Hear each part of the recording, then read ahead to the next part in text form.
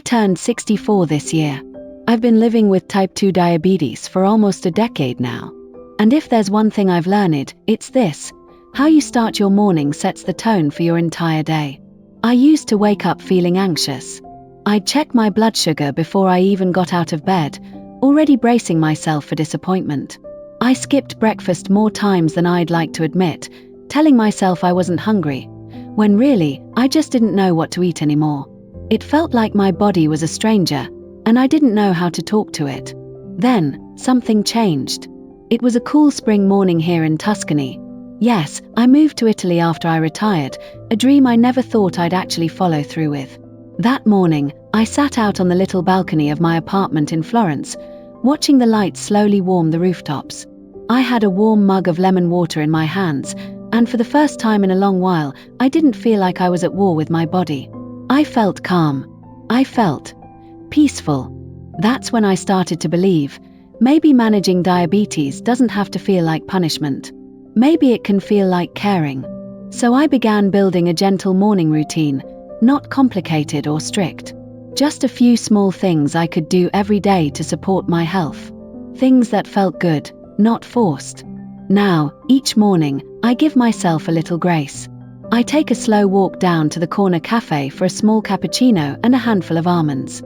I stretch for 10 minutes while listening to old jazz. I write in a notebook, nothing fancy, just a thought or two. And I eat breakfast, something with protein, fiber, and a bit of joy. Sometimes it's Greek yogurt with berries, sometimes eggs with a drizzle of olive oil, simple, delicious, nourishing. And you know what? My numbers started getting better. But more importantly, I started feeling better. If you're in your 60s or older, living with type 2 diabetes, please know this: it's never too late to rewrite your mornings. You don't need a drastic change. You just need a little kindness, to yourself, to your body, to your life. Stay with me, and I'll walk you through the morning habits that helped me reclaim my health and my joy. You deserve mornings that feel soft and steady. And you might just find that healing starts right there, in the quiet moments before the world wakes up. Drink a glass of warm water after waking up.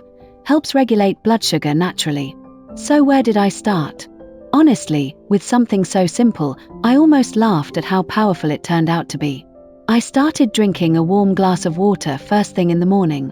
No sugar, no lemon, no fancy ingredients, just clean, warm water. I had read somewhere that this little habit could help wake up your digestion, hydrate your cells, and even support more stable blood sugar levels throughout the day. At first, I wasn't sure. I mean, how much of a difference could water really make? But I gave it a try.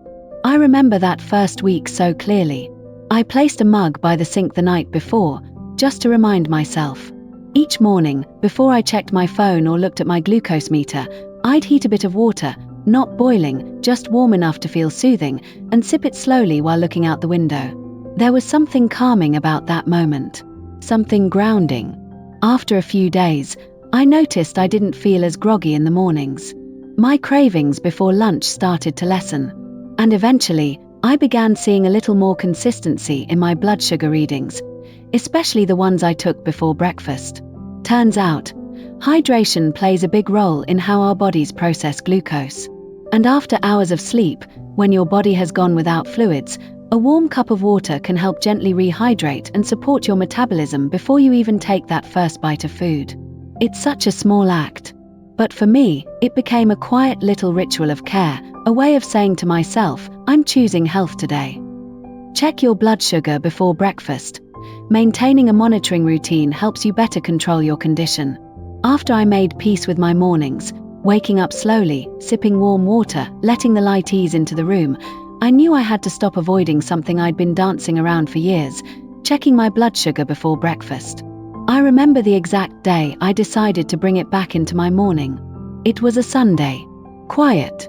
The church bells from the nearby piazza chimed softly, and I just sat there, glucose meter in hand, heart a little tight. I hadn't checked in for over a week. Maybe more. Why? Because I was scared. Scared of what I might see. Scared that the number would tell me I had failed. But here's the thing, I hadn't failed. I was trying. I am trying. And the truth is, that little number on the screen, It's not a judgment.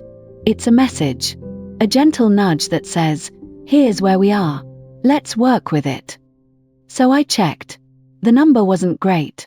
But it also wasn't the end of the world.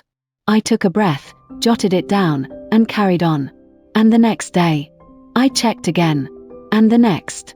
And little by little, it became a part of my morning rhythm. Not a punishment. Not a shameful moment. Just information. A guide.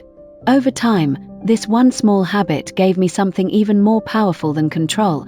It gave me confidence. Because when you start your day with awareness, you move through your choices with clarity. If my reading was a little high, I knew to go light on the carbs and add a bit more protein to my breakfast. If it was in range, I felt encouraged to keep going with what was working. And when the numbers started to improve, and yes, they did, it wasn't just the reading that changed. It was how I saw myself. Not as someone who's sick or fighting diabetes, but as someone walking with it, listening to my body, day by day. If you've ever felt like avoiding your glucose meter because it feels too overwhelming, I get it. I really do. But let me tell you something gently, from one friend to another. Checking your numbers in the morning is not about being perfect. It's about being present. It's about giving yourself a chance to respond, rather than react. And the more you make it a part of your quiet morning routine, the less power it holds over you, and the more power you take back for yourself. So tomorrow morning, after that warm glass of water, maybe you sit by the window, take a breath, and check in, not just with the number, but with yourself.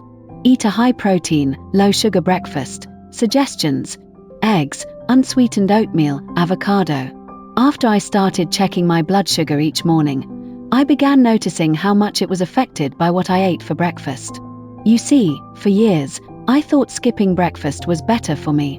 Or I'd just grab a piece of toast or a little fruit, something quick, light, easy. But by mid-morning, I'd crash. I'd feel shaky, tired, sometimes even a little irritable. And my glucose readings? All over the place. It wasn't until I spoke with a gentle, older doctor here in Italy, who reminded me a bit of my uncle back home, that I realized I was doing myself a disservice. He said something that stuck with me. Your breakfast is not just your first meal, it's the foundation for your whole day. So I made a promise to myself: eat breakfast. Real breakfast. The kind your body thanks you for. Now, every morning, after my warm water and glucose check, I prepare something small, simple, and full of protein. No sugar, no fluff. Just food that loves me back. Some days, it's 2 soft-boiled eggs with a sprinkle of sea salt and a slice of ripe avocado. Other days, it's a warm bowl of plain oats, made with unsweetened almond milk, topped with a few crushed walnuts and cinnamon. Not sugary packets, but real oats, the kind you can feel good about. And sometimes, when I want something really comforting, I'll mash half an avocado on a piece of whole grain toast, drizzle it with a little olive oil, and eat it slowly, like a little ritual of care. The difference this one habit made was incredible. I stopped having mid-morning crashes. My energy stayed steady, and my blood sugar readings before lunch became more predictable and kinder. It also shifted something in me emotionally. Instead of starting the day feeling restricted, like I was always having to say no, I started feeling nourished. Like I was saying yes to my body, to my health, to my life. If you're used to skipping breakfast or reaching for quick carbs because you're in a rush, I gently encourage you: slow down. Choose protein. Choose foods that fuel you without spiking your sugar. And more importantly, choose a breakfast that makes you feel cared for. Light exercise, 15 to 20 minutes, walking or gentle yoga in the early morning. After breakfast, when my body feels warm and nourished, there's one more thing I do before really diving into the day. I move. Just a little. Nothing intense. Nothing fancy. Just 15 to 20 minutes of gentle movement, enough to wake up my muscles, stretch out the stiffness, and remind myself, yes, I'm still here. And this body still carries me. For me, it started with walking. I'd step outside my apartment here in Florence, where the air still carries the scent of fresh bread and the soft rustle of leaves along the cobblestone street. I didn't walk fast, and I didn't walk far. Just around the block at first. 1 lap, then 2. I'd wave to the baker setting up his little stand, Not to the couple walking their dog. No headphones, no rush. Just me, my breath, and the rhythm of my steps. Some mornings, especially when my joints feel a bit stiff, I roll out a soft mat on the balcony and do a few simple stretches or gentle yoga.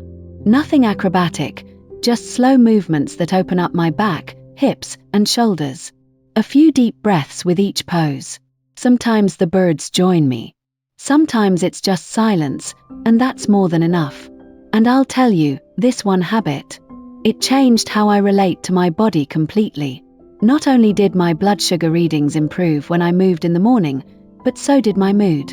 My energy. Even my sleep at night felt deeper and more restful. It's easy to think, what difference can 15 minutes make? But when those 15 minutes are filled with kindness, breath, and movement, day after day, they begin to shift everything. So if you're reading this and thinking, I'm not a workout person, good. You don't have to be. You just have to move with intention. Walk your street. Stretch your arms. Dance a little in the kitchen while the eggs are cooking. Whatever it is, do it with love. Because your body isn't asking for punishment. It's asking for presence. Meditate or breathe deeply for 5 minutes. Reduce stress, help insulin work more stably. And then, before the noise of the day finds its way in. Before the phone starts buzzing, before the news, before the errands and appointments. I give myself just 5 quiet minutes to breathe. At first, I didn't think I needed it. I thought, I'm not a meditation kind of person. But what I didn't realize was, I had been holding my breath for years. Not literally, of course, but in my chest, in my shoulders, in my thoughts. I was carrying tension I didn't even know was there. The kind that builds up quietly when you live with a chronic condition like diabetes. The kind that whispers, be careful, be alert, be ready, every time you eat, move, or plan your day.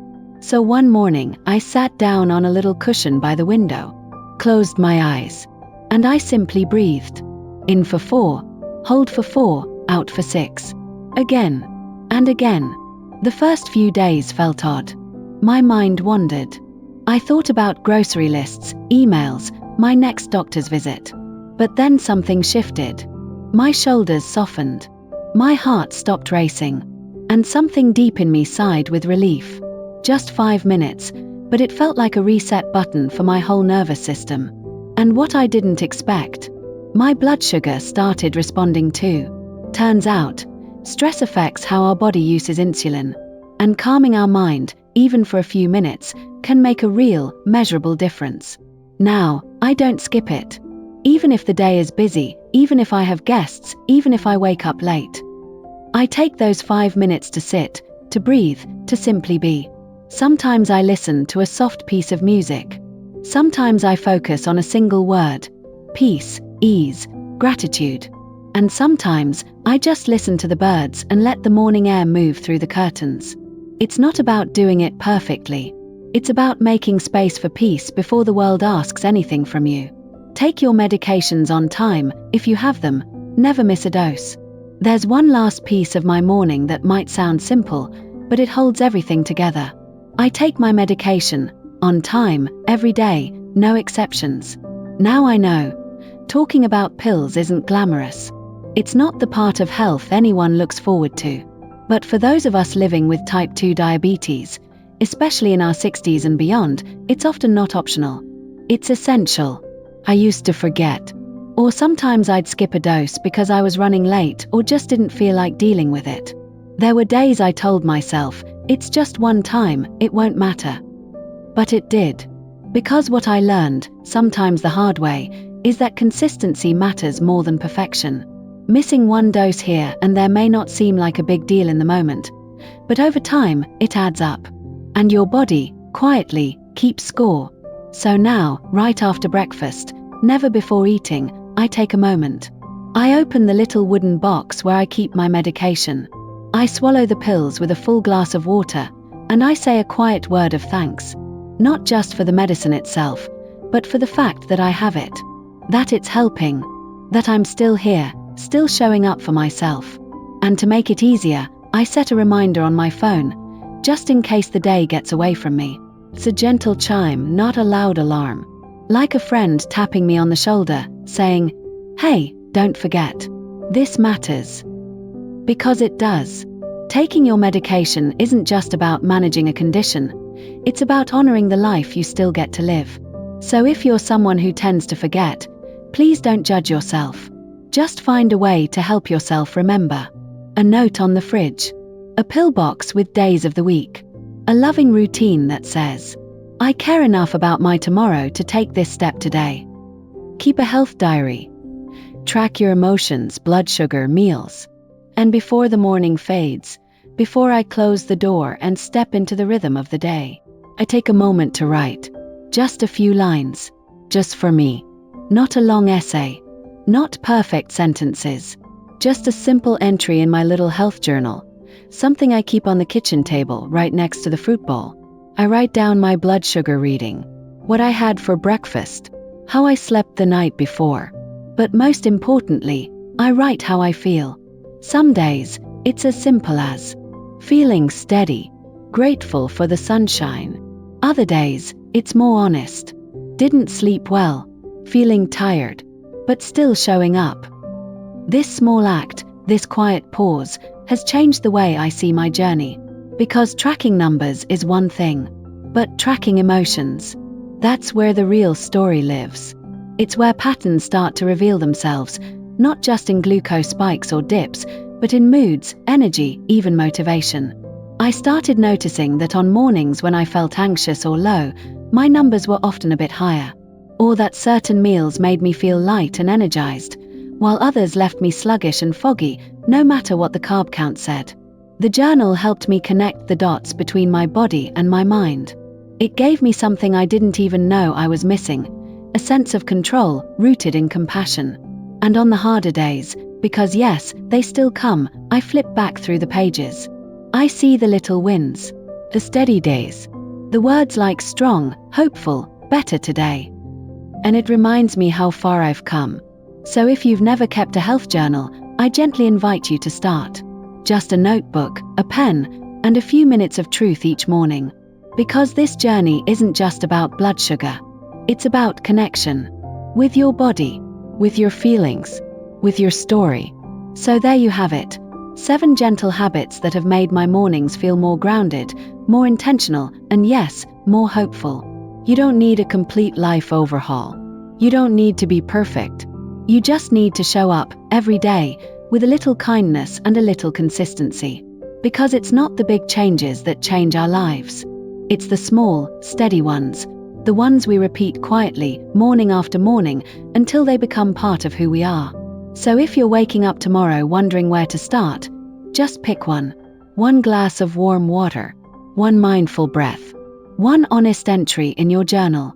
And watch what happens. Now it's your turn. Which of these habits are you already doing?